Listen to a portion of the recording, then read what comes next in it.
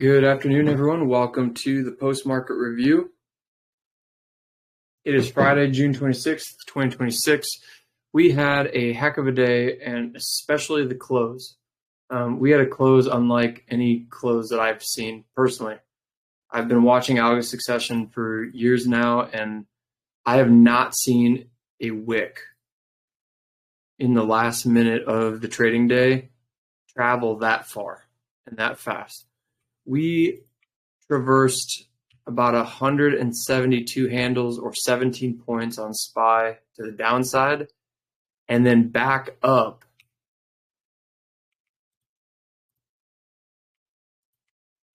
about a second later, about 120 handles up or 12 points back up into the close in the last minute. And this was probably a couple seconds, if not shorter than that. It was like 1 second, boom, down you went. And then we just closed.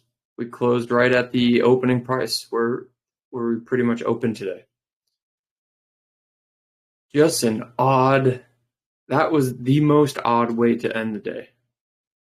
The most odd.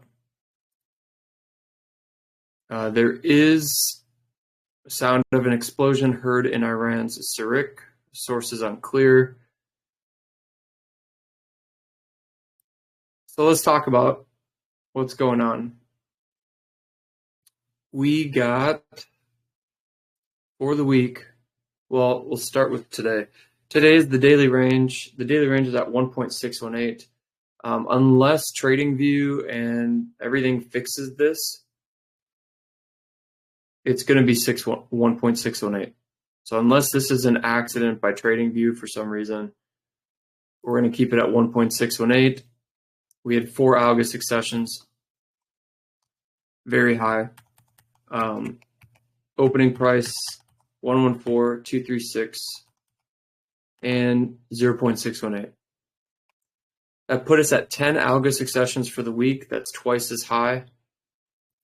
The average, also the weekly range sits at 0.931, which is also a week over week increase. Let's look at the volume.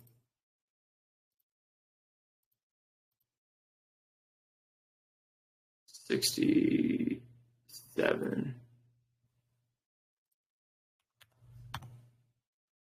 Look at this daily candle.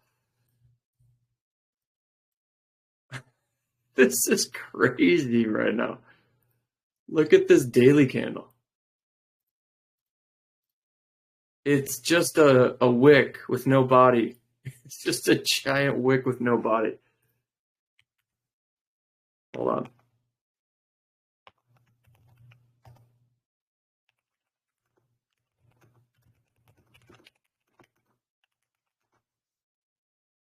Here, let's measure it. It's a 20-point wick. Today's daily candle is just this is crazy. It is a 20-point wick with no body, with no candle body.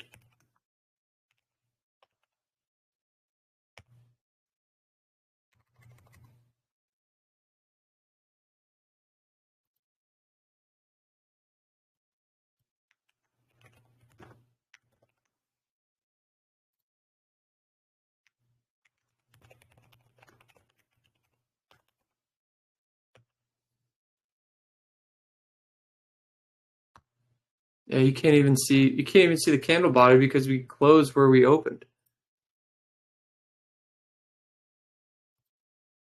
That is such a unique candle.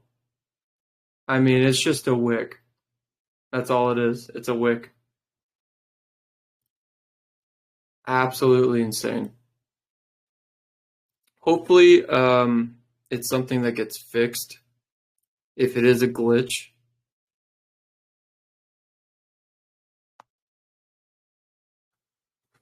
Let's see. Darren, wow. So Steven says it's valid. Webull doesn't. See, Darren says Webull doesn't show it for SPY or SPX. Robinhood shows it for SPY, but not SPX. Steven is seeing it on, is that Bloomberg? Not for futures or SPX. Let's see here. You know, ES does have a flush, but it doesn't wick down that low.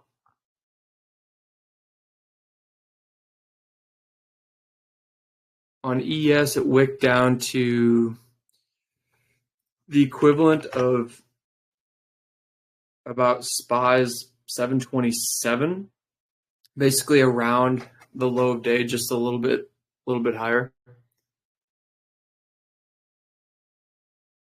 So pretty insane. That is pretty insane.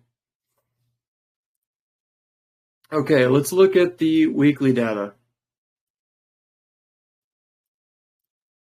So we're doing something very similar now as we did back in March. We are flip-flopping. We're doing some weird stuff. We're getting lower daily range. Let me see here. The beginning of last week.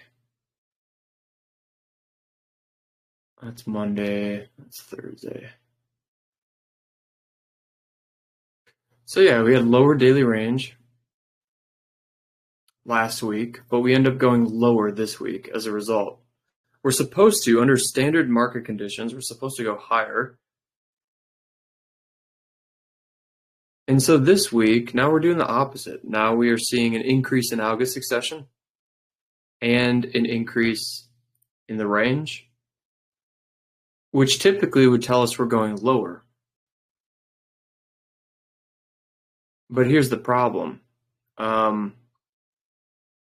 If everything means the opposite now, like it has back at, okay, so Steven said 708 contracts at 7:16:58 at 3:59 and 57 seconds. So 3 seconds before the close, 708 contracts were filled at that 7:16:58. Interesting. Wow.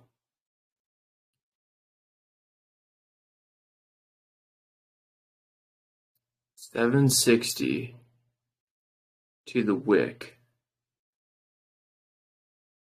Tag Trading says I'm seeing a sweep of 12,235 shares. But within the fulfillment, there's an order for 238 at 730.61. Interesting. Wow. That's legit. 3 seconds before the bell.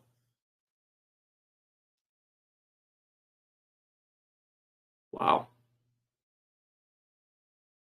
700, so 12,235 shares, 708 contracts.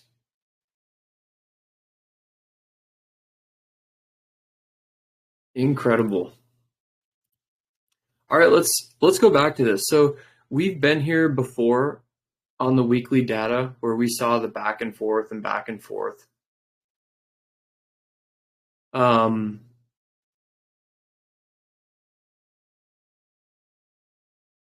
We would see lower range, lower algo succession, and instead of going higher, we went lower.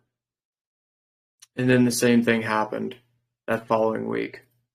It was all flip-flopped. So perhaps what I'll say is with the performance we had this week, 10 algo successions, we doubled the average. So doubling the average.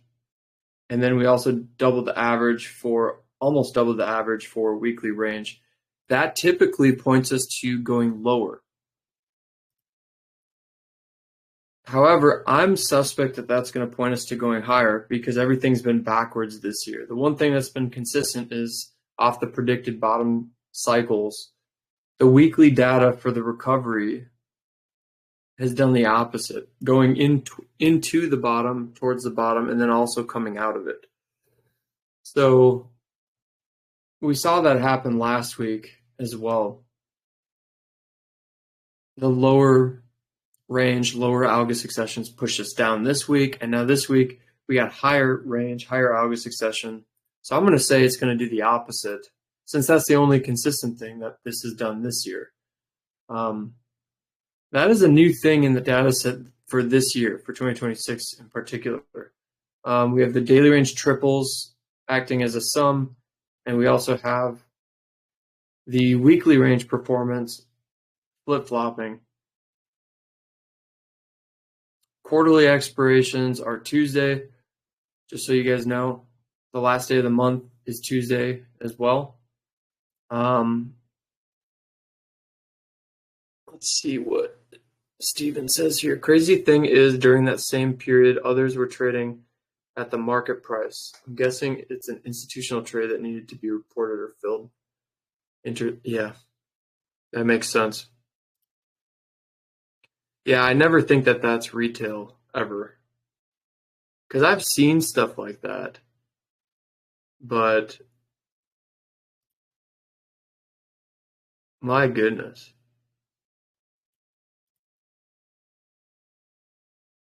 Johnny Walter says that candle reminds me of tariff days. Yeah. Yep. Maverick, I'm still planning on going up next week. I technically have till Tuesday for what I want. We are a long ways away from it, but I've seen crazier things happen. I wanted 748. I wanted a green weekly close this week. We didn't get it. The algo succession data is backwards. So I just got to trust the process that I have right now. I got to trust that we're going to go head towards new all-time highs here soon. That was the weirdest close. We had decent progress during the day. Now, one thing I did want to point out today, this box here, and by the way, we were about to do this. Yeah, I agree. I hope we don't revisit that level either. But let me show you something here, guys. Before this wick came in, before the wick came in and did what it did, this white box that I have, this is where we closed every single day this week, except Monday. Monday, we closed up at 745, and then we had a gap down. But every single day this week, after that, we closed within this box. It was a very tight range. And look where the market was. Before this move happened, look where the market was. It was right there. It was pinning us at that 733 level. So I'm pretty sure 733 is going to be an important level for us. Is crazy. Let me see I gotta look at this on the thresholds. That still just blows my mind. That wick just blows my mind. Look at the 1 hour threshold. That thing just dropped all the way down to that extreme threshold and then just went right back up.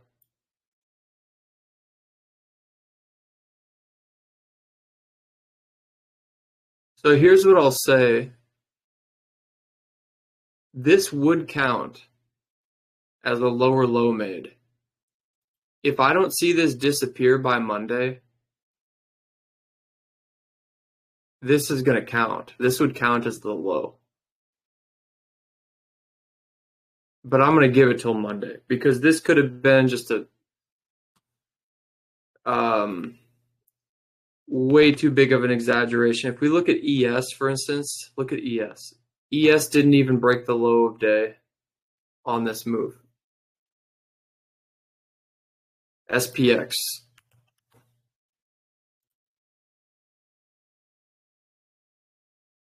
Let's see, SPX here. Yeah, SPX, same thing. But especially if you look at ES, it did come down, but it didn't break that low of day.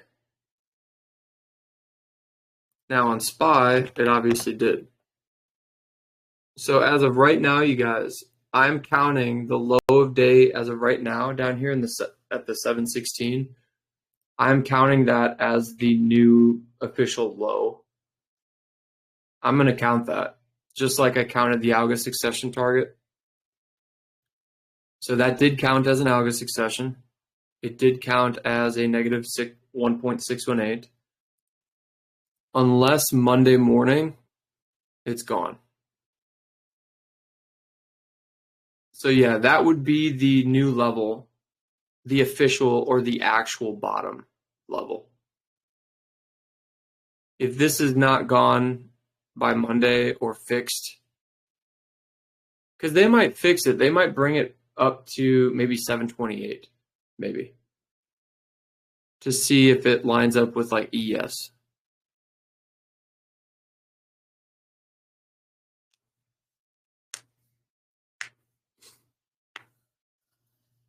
So I'm going to give them a little grace, give them some time till next Monday to see if they fix it.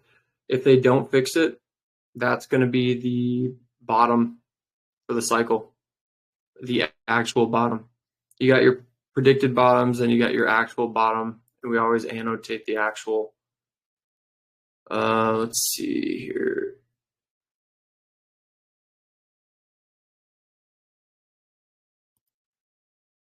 Yeah, so that went below that variance. The variance is 720.95. And just so you know, on ES, that would have just gotten the upper variance. That's all. Yeah, that would have grabbed the upper variance.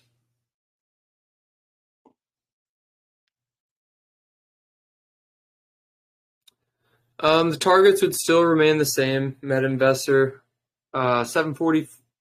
Well, you basically the key targets are 744, 760, and 776. The 2.46% and the 3.68% and the 6 point something percent, those percentages are derived from the SPY invalidation law. Okay, so those are levels that we can have, but I don't use those levels typically for predicted bottoms, but they are levels that we can put on the chart. So just to give you an idea, like if we count that wick as, you know, the bottom and we're going to do like 2.46%, well, 734 is 2.46%. And 3.68% is going to be up at, 743. So that's why the 2.46 and the 3.68 and all that, we don't need to worry too much about that. The key levels are going to be the harmonic levels from the AB equals CD projection. So those levels are 744, 760, and then 776. And above that would be 826. But 776, that's the one that I'd like to go to. Obviously 765, then 776. The 765 is where I wanted to close the month of June. I don't know if we're going to hit that. Right now, we're just trying to get above 748. Last week's open.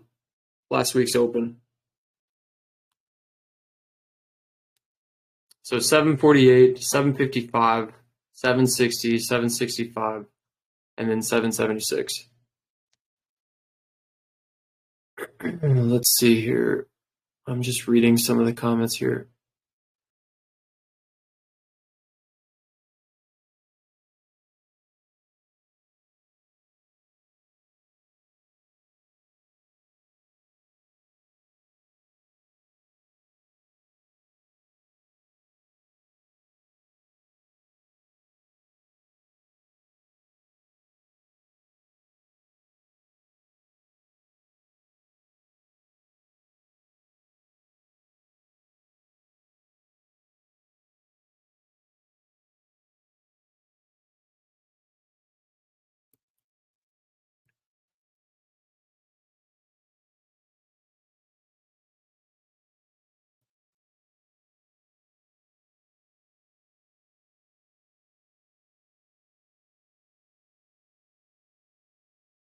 Yeah, like 4% in 2 days. That's a bunch. Let's see. U.S. forces conducted strikes on Iranian targets near Strait of Hormuz tonight. Well, well, well. Good grief. There you go.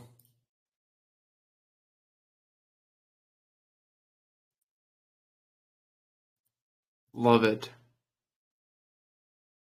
Now it all kind of makes sense, huh?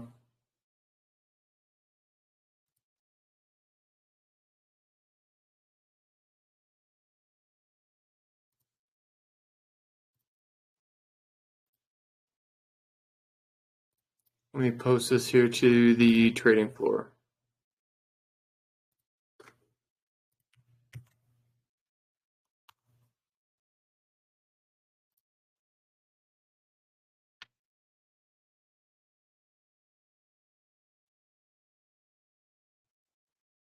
Of course, the that news waited till after market hours too. Wow, what an algo move that was, though. I'm curious to see if they're going to clean it up for Monday. I think it would just be cleaning up the wick, potentially. Maybe they won't. That was pretty crazy, though. That was nuts. I'm going to assume that that is right and true because I do put more emphasis on SPY, but I've seen them fix it.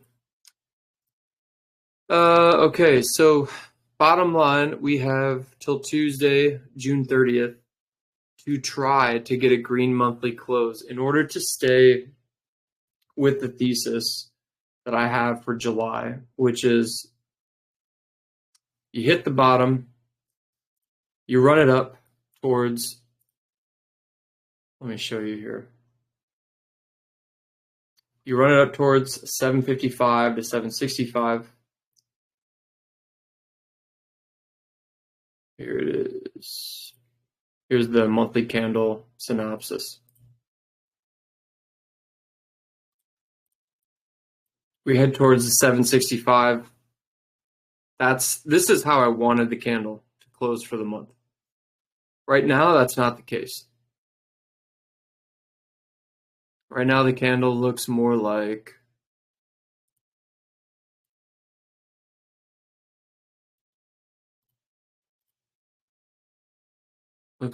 this. That's how it looks. So next Monday and Tuesday, I don't know if it's going to have to take gap ups, you name it. We got a lot of work ahead of us Monday, Tuesday to get even close to the monthly open. That's the level that we ultimately rejected back on Monday, the 15th. Monday the 15th. Oh, Mike. What's up, Mike? What's up, Daniel? Have you been on vacation?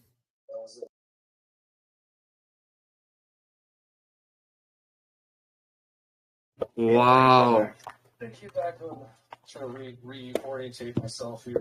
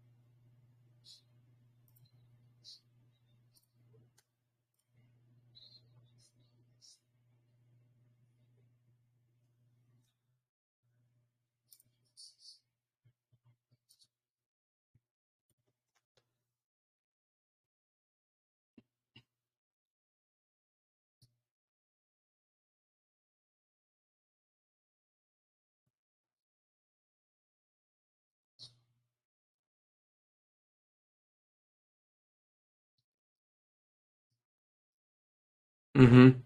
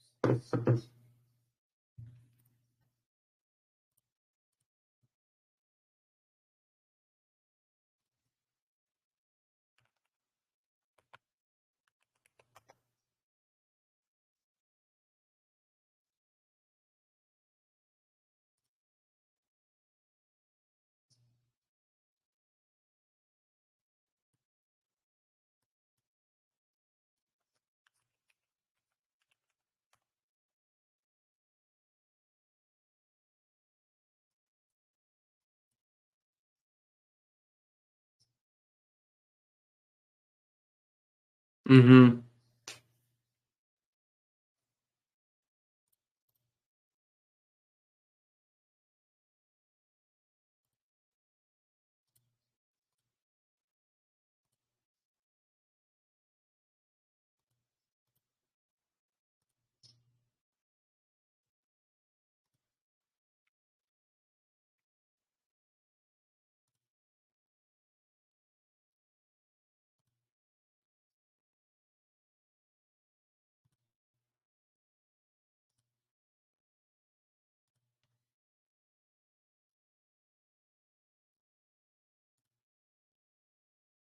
Mm-hmm.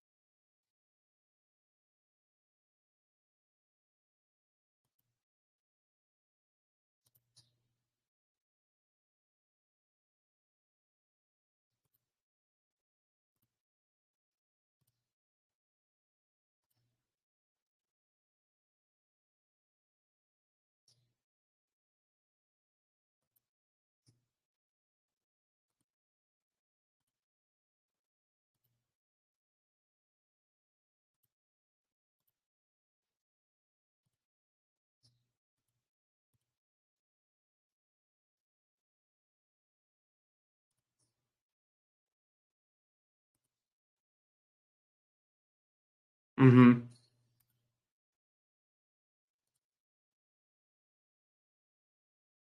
Very.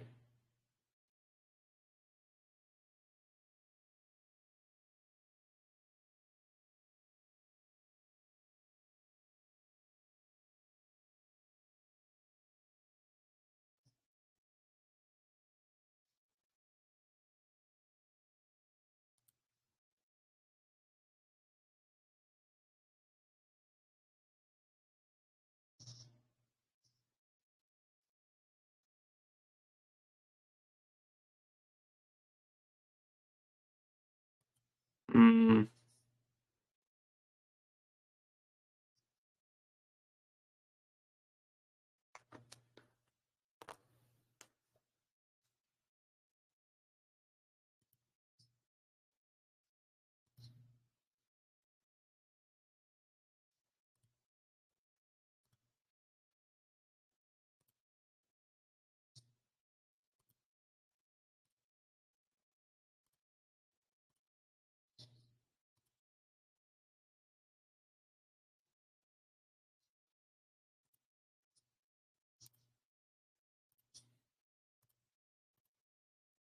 Well, and the question is if the market is to recover, what's going to carry it? Because right now it's pretty rough.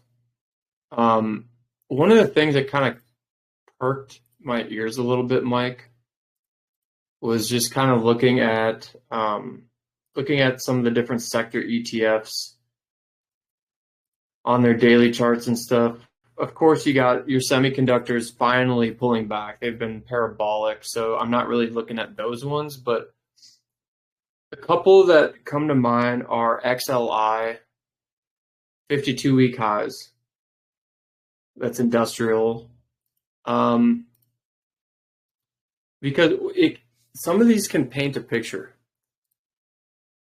So XLI 52-week high, we have insurance. I think insurance is making a 52-week high, testing all-time high. So KIE. We have the healthcare ETF XLV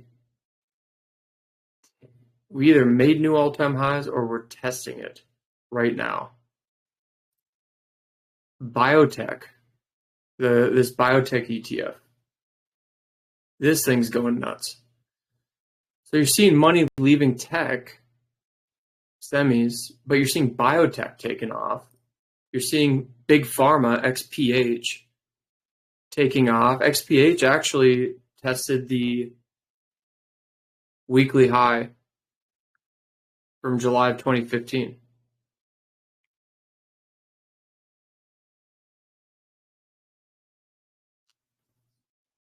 Mm-hmm.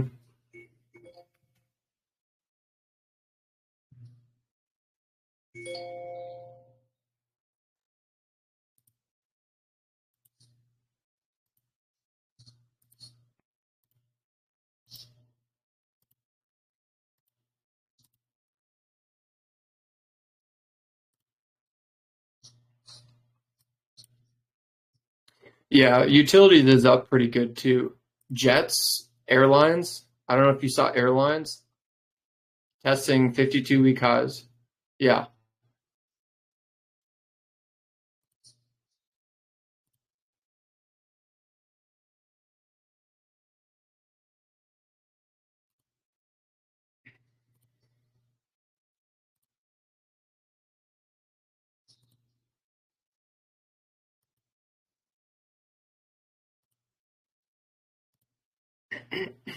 Mm-hmm.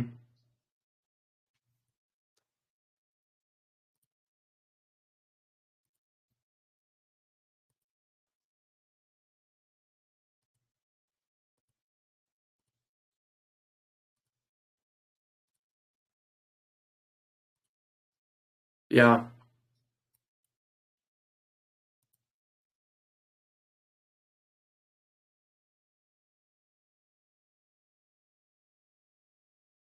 Mm-hmm.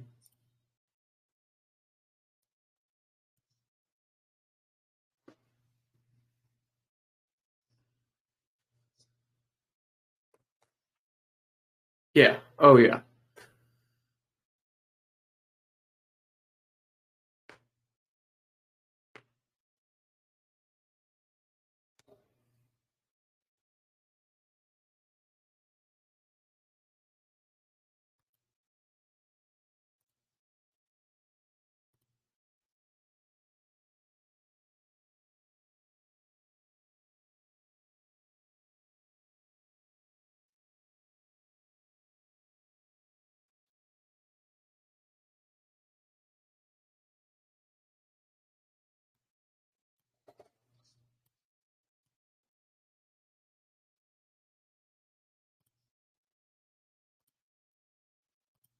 Mm-hmm.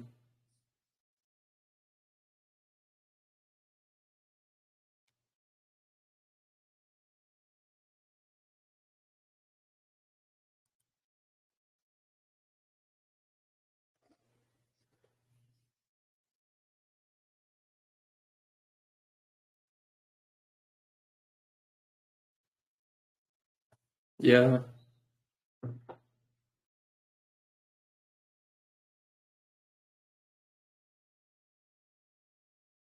Right.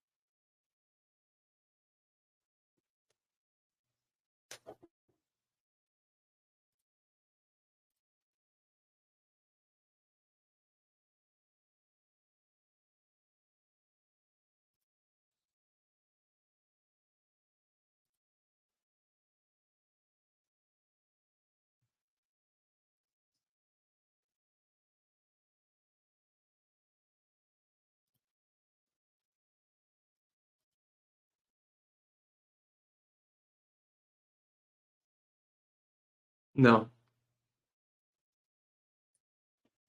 Interesting.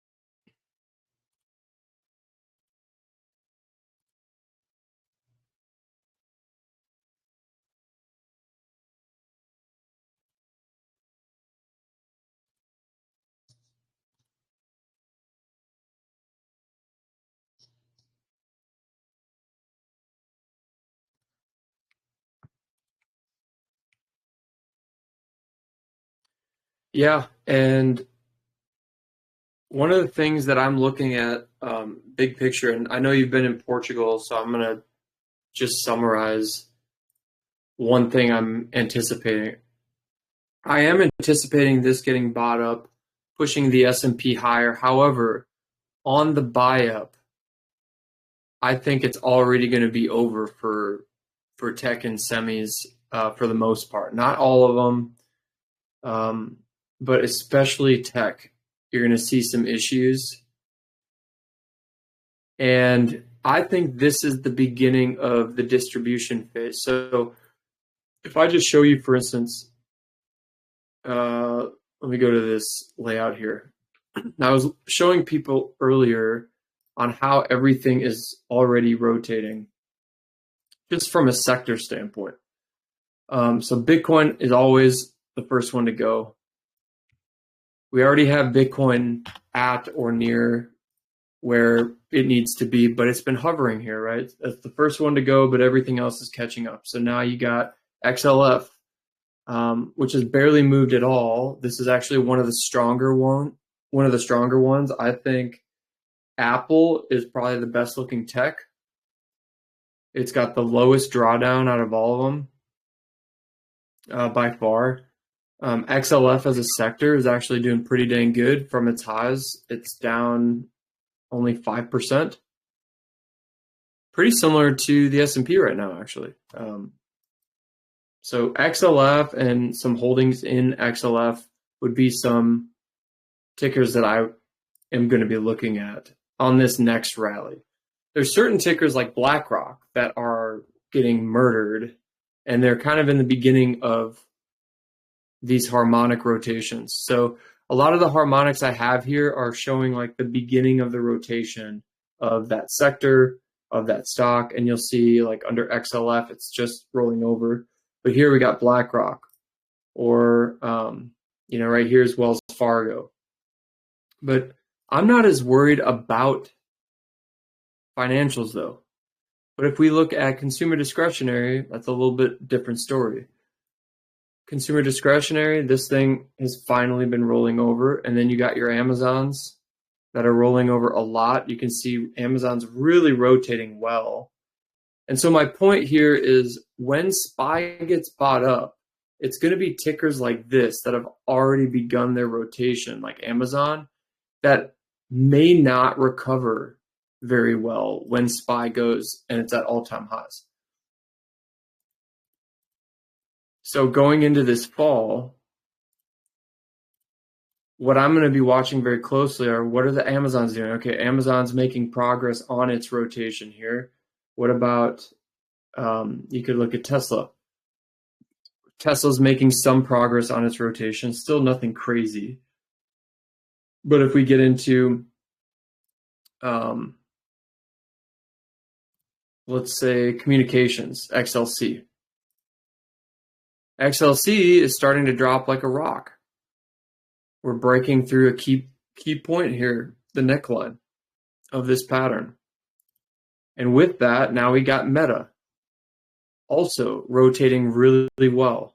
We saw every time we've seen Meta go through any type of bear market or tariff correction, whatever, Meta gets hit pretty hard generally. But it also is one of the best ones to buy once you can get the bottom on that. If you can scoop up the bottom, it's an awesome buy. Google also.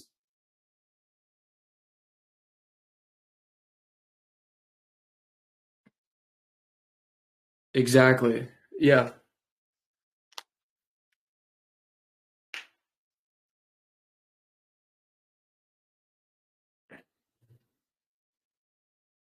Mm-hmm. Mm-hmm. Yep.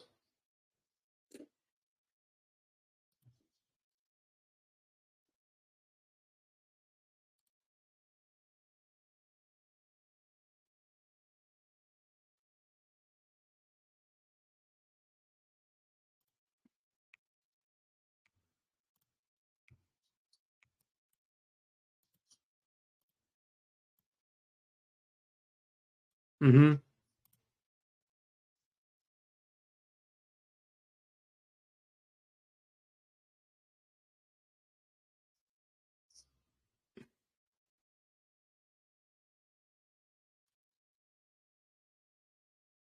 Hmm.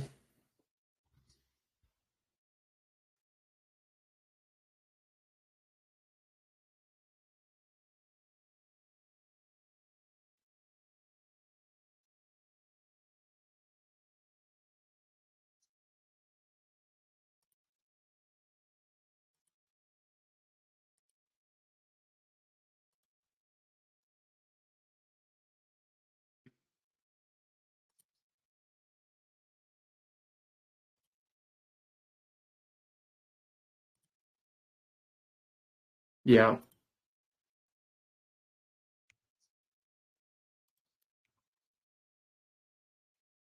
Well, and this is what I'm trying to figure out is, are they going to offload a little bit out of semis, and is tech going to hold us up?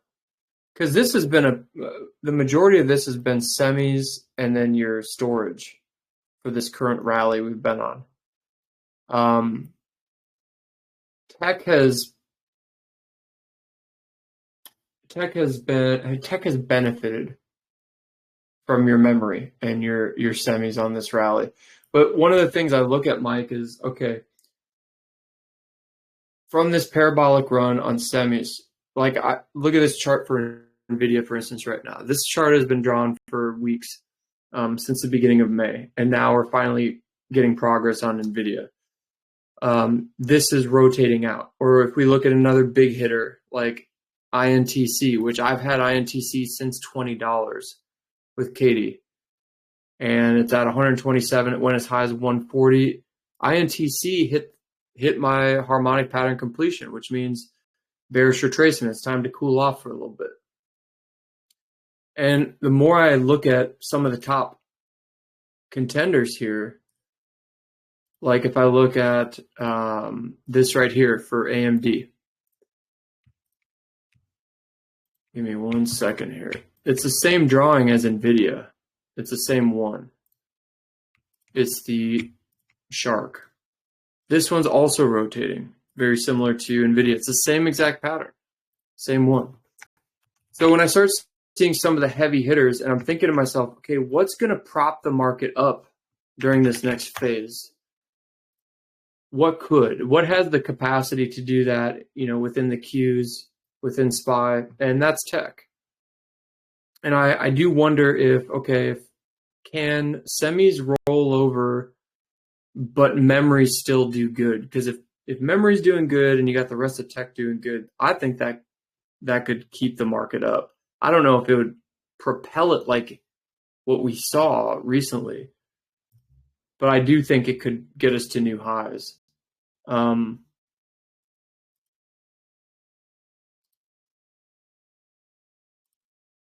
yeah.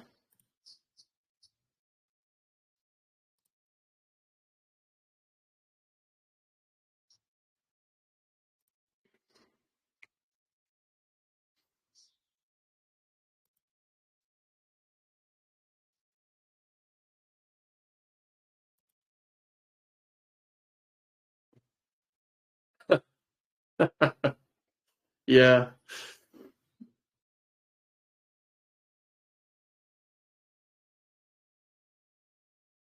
Hmm. Yeah, that was the biggest day. That was oh, it was even more. It was we had a negative 2.618% move that day. It was here it is. Let me get it. So right here, from the high of day to the low of day, it was 236 handles. And the highest since then, we actually had the biggest day to the downside since that date, and that was a 243 handle day on June 9th, Tuesday, June 9th. And that was one of the things, I don't know if you were probably in Portugal, but that was our biggest down day, June 9th, since that date that you just mentioned.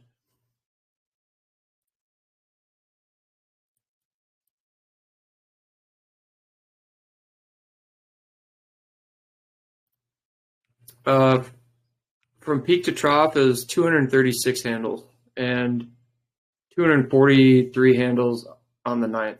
So very close. And by the way, they were triggered off of the same damn alga succession.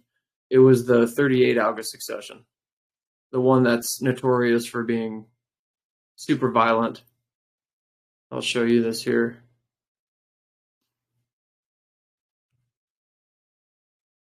Yeah, here it is. Right there, right off the 38, the notorious 38. And then here's the 2.618. I mean, that was just insane. And it had a decent V-shaped recovery. That was one thing that June 9th had that NVIDIA date didn't. But yeah, post MU earnings. Yeah, the drop wasn't as bad.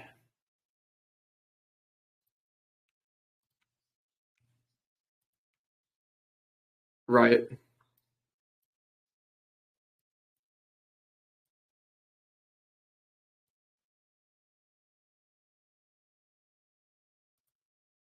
Mm-hmm. Yeah.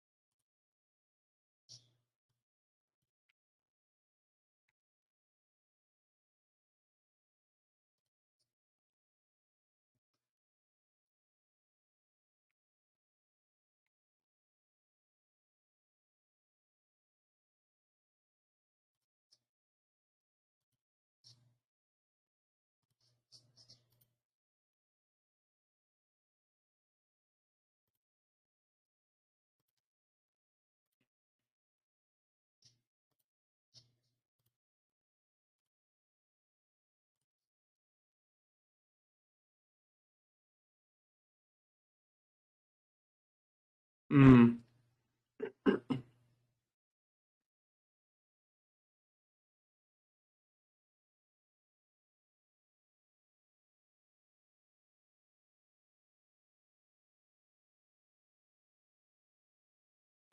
Yep.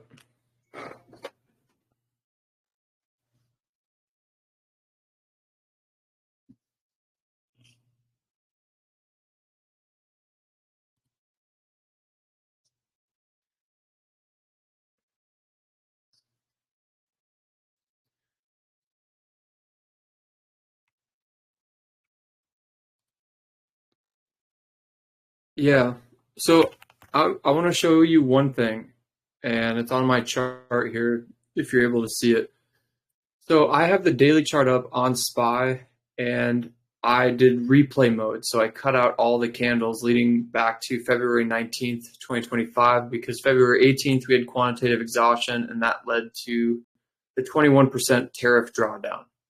So you'll see here is the S&P is at all-time highs, but what I've argued, presented in the past couple weeks now, Mike, is that what we're looking for and what I'm looking for in my data is to see if we're transitioning from price discovery into distribution.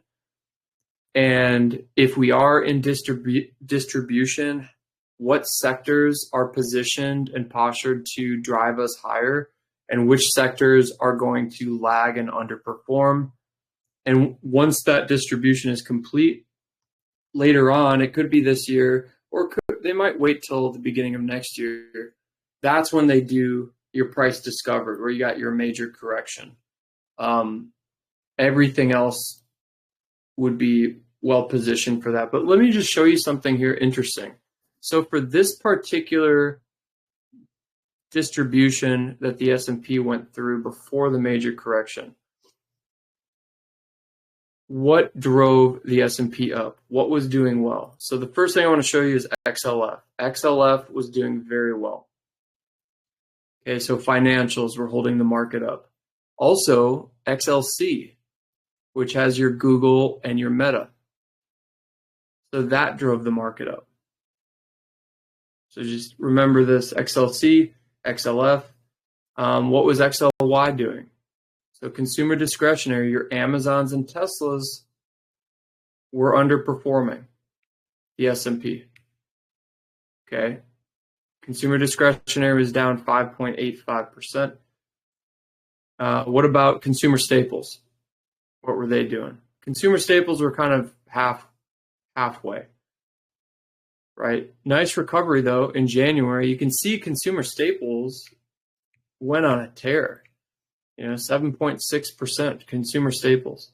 In the middle of price distribution, when other things were bleeding like tech, consumer staples actually did very well. So staples, financials, communications, those did well. Those helped prop up SPY. What else did they do to prop SPY up? Materials, not much. Materials actually front ran a lot of the move. That was one of the first to rotate out. Energy, don't really care about that at the moment. Metals and mining, don't care about that. What are some other ones here? XLV. So XLV, this one had taken a nosedive back in September, right? But XLV, this is one of the things that I see when we start the distribution phase before we see the correction. When I see XLV going on a tear, so XLV at one point got up 9.39%. So while the market was topping out on the S&P, XLV started going nuts. What about XPH, which is pharma? Not as prevalent. Still ran up about 9%, but wasn't at all-time highs or anything. Biotech, meh, don't care. Jets, that was elevated. It was pretty high up. Wasn't going anywhere. Utilities, did we talk about utilities? Here we got utilities up from the end of January, up 9%. So utilities was doing well. What about XLI? XLI ran about 8%, 9% at one point almost. XLK. Okay, so you can see XLK held up very well. XLK actually withstand the blow pretty good during distribution phase. The lowest that it went from its peak in December was about 7.2%. Okay, and we're going to come back to that in a second. Semis. Let's see here. Semis took a pretty hard hit, about 13%. We looked at XLK. All right, now let's look at what we got going on right now.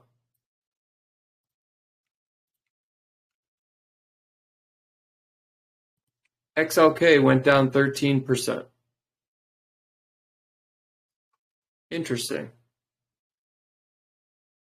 Semis. What are we down for semis? About 9.76. Last time during that distribution phase went as low as I think 13%. Whereas XLK went as low as, let's see. That's November. That's November 25.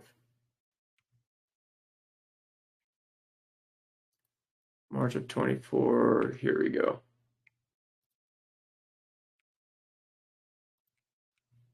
About 7%. So right now, XLK has gone almost twice the distance, has retraced percentage-wise as it did from December of 24 when we started to enter this little phase of the market. Your XLI or your industrials. So right now, your industrials are actually outperforming everything. So the ones that are outperforming everything, okay, you got your XLV, healthcare. You got biotech for some reason, XBI, which I got to take a look at what we got in that thing there. That's kind of interesting. We got insurance. So insurance is doing well. And like you said, a lot of defense posture. XLP went down 10% in March. From the last correction, it's up about 5%. Still some meat on the bone for XLP. So we saw in December of 24 and January of 25, we actually saw XLP go on a nice run. We saw XLC go on a nice run at that time, but look at it right now. XLC's done, let's see, down 12%. So the thing that I still think that the market's going to recover here shortly, soon, within the next week or so. We're going to start the recovery. The thing that I want to pay attention to is what is performing on par, what's overperforming, what's underperforming, because the next move up as we go is going to be fueled.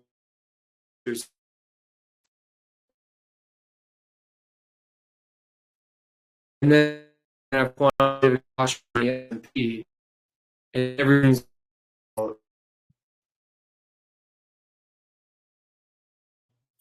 a lot of stickers in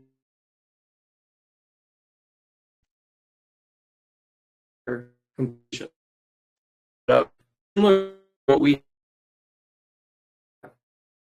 was but don't yet. We're just getting 10%, 6%. That's what we're going to take. We're preparing next account to what sectors are being propped up while the other ones are rolling over here. Specifically, when we're trying to get tech worked out or semis worked out, right? Because there's a lot of good setups. There's a lot of good opportunities for a dip buy at some point, but it's just too early, you know? So you got your Tesla, your Metas. And Tesla is early. We're still early.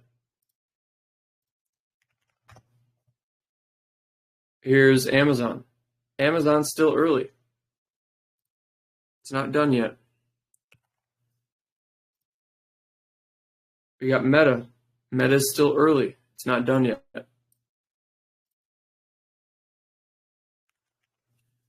NVIDIA. Still early. Not done yet. AMD. Still early. Not done yet. INT. Right? INTC just started to where I wanted to go. The time $20 took over a year. Opportunity to future with short-term key tickers. If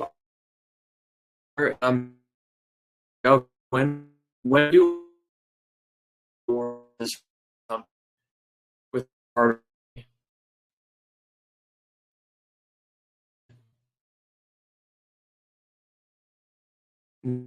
we this and we roll over to I really right it price but we might be transitioning in distribution. Like on the brink,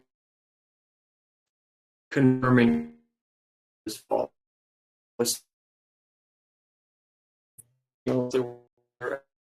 Might appreciate that.